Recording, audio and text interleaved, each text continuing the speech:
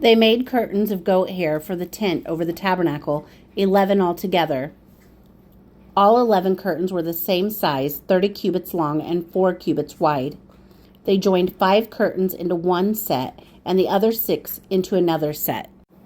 Then they made 50 loops along the edge of the end of the curtain in one set and also along the edge of the curtain in the other set. They made 50 bronze clasps to fasten together as a unit. Then they made for the tent a covering of ram skins dyed red, and over that a covering of hides of sea cows. They made upright frames of acacia wood for the tabernacle.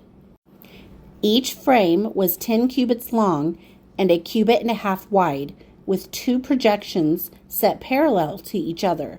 They made all the frames of the tabernacle in this way. They made 20 frames for the south side of the tabernacle, and made 40 silver bases to go under them, 2 bases for each frame, 1 under each projection. For the other side, the north side of the tabernacle, they made 20 frames and 40 silver bases, 2 under each frame. They made 6 frames for the far end, that is, the west end of the tabernacle. And 2 frames were made for the corners of the tabernacle at the far end. At these 2 corners, the frames were doubled from bottom all the way to the top and fitted into a single ring. Both were made alike. So the bases were 8 frames and 16 silver bases, 2 under each frame. They also made crossbars of acacia wood, 5 for the frames on one side of the tabernacle, 5 for those on the other side, and 5 for the frames on the west, at the far end of the tabernacle.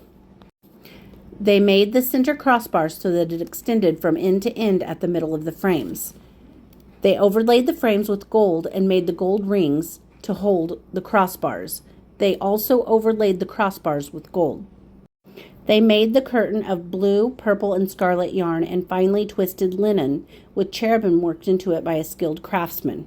They made 4 posts of acacia wood for it and overlaid them with gold.